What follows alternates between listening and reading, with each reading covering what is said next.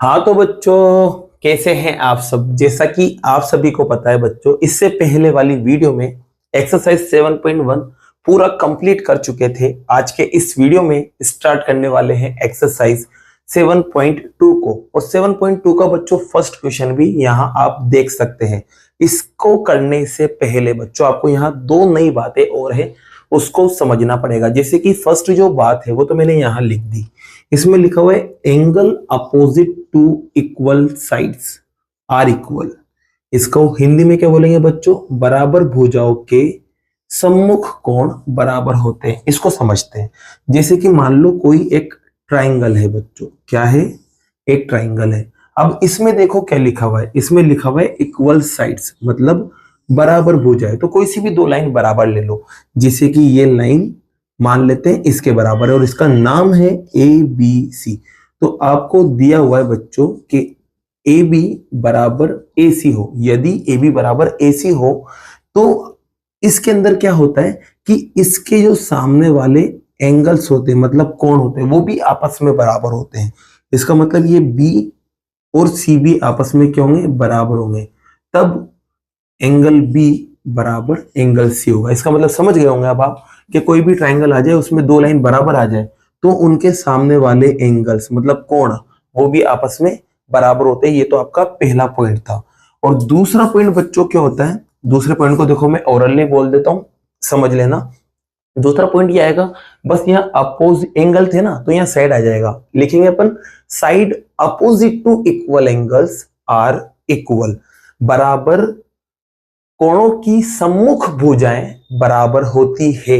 इसका मतलब ये है बच्चों, अभी तो आपको लाइन बराबर दे रखी थी और एंगल बराबर आ रहे थे, लेकिन अब उल्टा कर दो इसका। जैसे कि मान लो ये वाला एंगल और ये वाला एंगल बराबर है, ये दोनों एंगल बराबर है, तो इनके सामने वाली जो लाइंस आएंगी वो भी क्या आएंगी? बराबर आएंगी। जैसे कि यहाँ पर इसको समझ सकते हैं अपन कि यार अपन को पता है कि बी बराबर आ रहा है किसके? सी के। अगर बी बराबर सी है ना तो इसके सामने वाली जो लाइंस है, इसके सामने है ए सी और इसके सामने है ए बी, ये भी क्यों होंगी? बराबर होती है। ये दो पॉइंट्स आपको याद रखना है बच्चों, जिससे आप एक्सरसाइज 7.2 को यहाँ कर सकते हैं। तो बच्चों अब इन दोनों पॉइंट्स का अपन यहाँ इस्तेमाल करेंगे। तो अब समझते हैं पहले क्वेश्चंस को। क्वेश्चन आपके पास है फर्स्ट वाला, इसकी लैंग्वेज पढ़ते हैं। इसमें देखो आपके एक ट्राइंगल दे रखा है, मतलब त्रिभुज, नाम है इसका एबीसी। तो बच्चों डायग्राम भी आपको ही बनाना है। तो ये लो मैंने एक ट्राइंगल बना लिया जिसका नाम है एबीसी। ये एक त्रिभुज तैयार हो चुका है और ये आइसोसेलेस है, मतलब समद्विबाहु है। देख सकते हो बच्चों यहाँ पर आइसोसेलेस है, मतलब इसके अंदर दो लाइन बराबर होंगी। और कौन कौन सी दो बराबर है उसने ये भी दे रखा है, ए बी बराबर है एसी के। तो ये ए बी बराबर है एसी के, ये आपको दिया हुआ है। अब आगे की कहानी देखो बच्चों, यहाँ बाइसेक्ट हो रहा है, मतलब समद्वि भाजक हो रहा है। अब आपको इसका मतलब पता है, दो टुकड़े बराबर बराबर, उसको ही बाइसेक्ट कहा जाता है। अब किस किस का?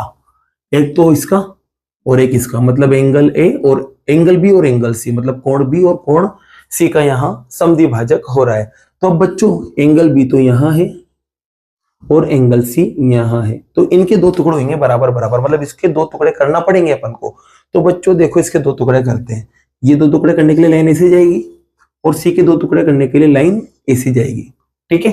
अब उसने कहा है कि जब बाइसेक्ट करते हैं, मतलब समद्वि भाजक करते हैं, तो ये दोनों लाइन आगे जाके कहाँ इंटरसेक्ट करती है? इंटरसेक्ट का मतलब होता है मिलना, मतलब प्रतिच्छेद करना। कहाँ पे मिलेगी? ओ पे। तो जहां भी ये मिल रही है बच्चों, इसको नाम अपन को देना है ओ। यहाँ तक का डायग्राम आपको समझ में आ चुका होगा। अब देखो यहाँ क्या लिखा हुआ है।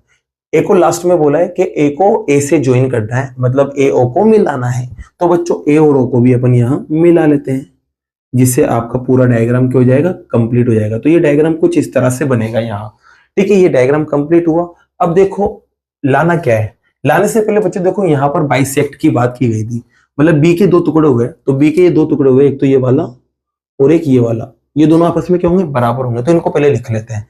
क्या लिखेंगे बच्चों? ओ बी ए बराबर होगा ओ बी सी के। तो यहाँ लिख लेते हैं अपन ओ बी ए बराबर आएगा ओ बी सी के। ये पहली क्वेश्चन दे देते हैं। ठीक है। और ए से ही सी के भी दो टुकड़े होंगे, एक तो होगा ओ सी ए और एक ओ सी बी।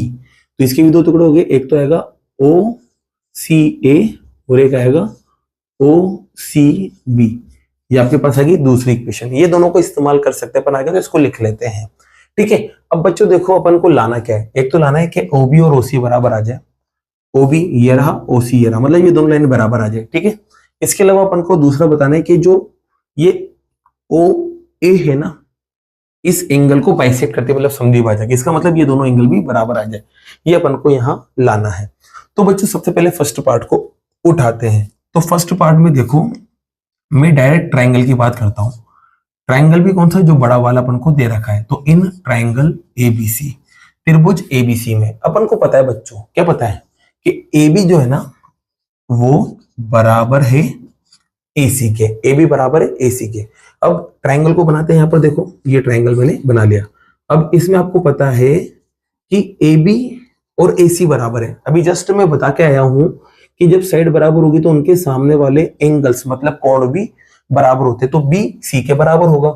तो बच्चों यहां पर मैं लाइन लिखूंगा बच्चों, सबसे पहले तो angle opposite to equal sides are equal, बराबर भुजाओं के सम्मुख कोण बराबर होते हैं। इस वजह से बच्चों एंगल बी जो है ना वो बराबर आ जाएगा किसके, सी के। लाइन जरूर लिखना पड़ेगी आपको, बी बराबर सी आ चुका है। अब देखो बच्चों यहां पर देखो बी और सी के क्या हो रहे थे, बी और सी के क्या हो रहे थे, बाइसेक्ट हो रहे थे, मतलब समद्वि भाजक यहाँ हो रहे थे, मतलब इसके दो टुकड़े हो रहे थे, वो भी बराबर बराबर।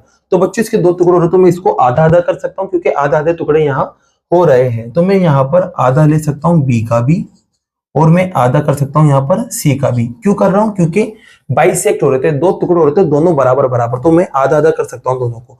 अब सुनना बच्चों, आपको पता है कि ये वाला एंगल और ये वाला एंगल बराबर है। पहले तो यहां देखो, ये बी था और ये सी था। मान लो ये 100 है तो ये भी कितना आएगा 100, क्योंकि दोनों आपस में बराबर है, यहां लिख दिया अपन ने। अब इसके दो बराबर टुकड़े हो रहे हैं, जैसे कि इसके भी दो बराबर टुकड़े हो गए, तो ऊपर कितना आएगा 50 और नीचे भी 50। तो यहाँ पर भी ऐसे होगा, यहाँ पर भी 50, यहाँ पर भी 50। तो बात क्या समझ में आई कि जब ये पूरे पूरे बराबर थे दोनों, तो इनके आधे आधे भी क्या होंगे, बराबर होंगे, इनके आधे आधे भी क्या होंगे, बराबर होंगे। तो बच्चों में यहाँ बी का आधा चाहे ऊपर वाला लो चाहे नीचे वाला लो, बात एक ही, क्योंकि दोनों बराबर है।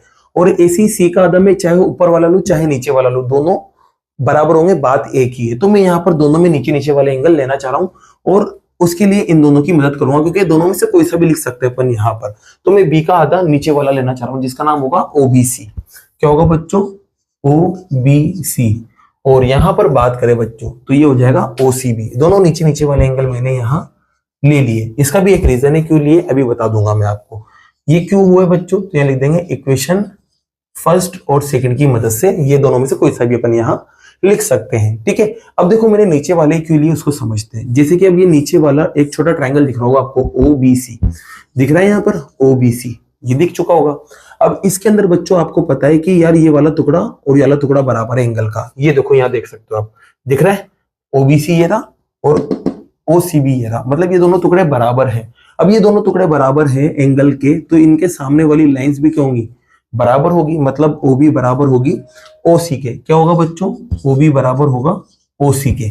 और ये तो मुझे लाना था ओबी बराबर ओसी, तो ये आ चुका है और हैंस प्रूफ। बस यहाँ लाइन लिख देना आप। लाइन क्या लिखोगे बच्चों, यहाँ पर लाइन लिखोगे आप, sides opposite to equal angles are equal.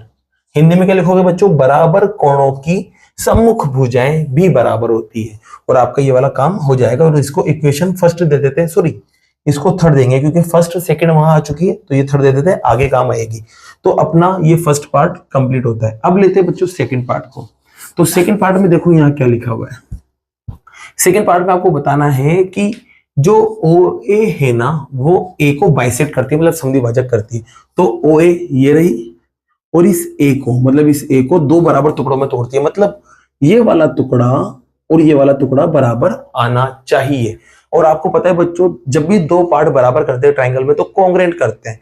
तो इस वाले ट्रायंगल को और इस वाले ट्रायंगल को कॉन्ग्रुएंट कर देते हैं, फिर सीपीसीटी की मदद से ये दोनों भी क्या जाएंगे, बराबर। तो मैं पकड़ता हूं एक तो ये वाला ट्रायंगल और एक ये वाला, तो इसका नाम तो होगा ओ ए बी।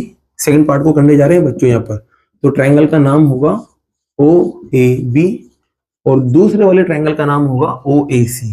क्या होगा बच्चों, ओ ए सी। इनमें तीन तीन चीजें बराबर लाते हैं। तो पहले तो देखो आ ही रही है, ए बी बराबर है ए सी के। क्या है बच्चों, ए बी बराबर है AC के। ऐसा क्यों है? क्योंकि यहाँ लिखा हुआ है, तो यहाँ लिख देंगे गिवन है भाई, मतलब दिया है। ठीक है, इसके अलावा बच्चों OA इसमें भी आ रहा है और OA उसमें भी आ रहा है, तो कह सकते हैं OA दोनों में बराबर है, और इसको बोलेंगे अपन कॉमन साइड, जिसे बोलते हैं उभयनिष्ठ भुजा। ठीक है, इसके अलावा बच्चों इस वाले में और इस वाले में आपको ये भी तो पता है OB बराबर है किसके? OC के। तो OB जो है ना वो बराबर आ जाएगा किसके? OC के। OB बराबर OC आ गया, कैसे? यहां से, ये तीसरी इक्वेशन से आया, तो ये लिख देंगे बाय इक्वेशन थर्ड, समीकरण 3 से। ठीक है, अब तीन पार्ट बराबर हो चुके, तो यहां पर अब रूल लगाएंगे। तो बच्चों तीनों की तीनों लाइन से है, और लाइन से तो रूल लगेगा साइड साइड साइड, भुजा भुजा भुजा वाला रूल लग जाएगा। और जो दोनों ट्राइंगल है, एक तो है OAB और दूसरा ट्राइंगल है OAC, दोनों के दोनों कॉन्ग्रेंट हो जाएंगे, मतलब सर्वांग हो जाएंगे। और जब ये कॉन्ग्रेंट हो जाएंगे बच्चों, तो यहाँ CPCD लग जाएगा, CPCD से। और CPCD से बच्चों क्या होगा, ये जो O के पास वाले जो दोनों एंगल है ना वो बराबर हो जाएंगे, तो अपन कह सकते हैं OAB बराबर होगा OAC के। तो यहाँ लिखेंगे OAB बराबर होगा OAC के। अब बच्चों आप खुद देख लो, यहाँ पर ये ट्राइंगल था, इसमें यहाँ O था, तो ये वाला एंगल और ये वाला एंगल बराबर आ गया, मतलब दोनों टुकड़े बराबर बराबर आ गए। तो अपन कह सकते हैं OA जो है ना वो इस A को क्या कर रही है? बाइसेक्ट कर रही है। तो यहाँ लाइन लिख देंगे बच्चों अपन, hence OA bisect angle A। अतः AO कोण A का समद्विभाजक है। यहाँ ये लाइन लिख देना, और इसी के साथ ये पार्ट भी कंप्लीट होता है बच्चों। अब बाकी के जो क्वेश्चन है बच्चों वो नेक्स्ट वीडियो में करते हैं। अगर वीडियो पसंद आई और ये क्वेश्चन आपको समझ में आया हो तो वीडियो को लाइक और चैनल को सब्सक्राइब कीजिए। Thank you so much.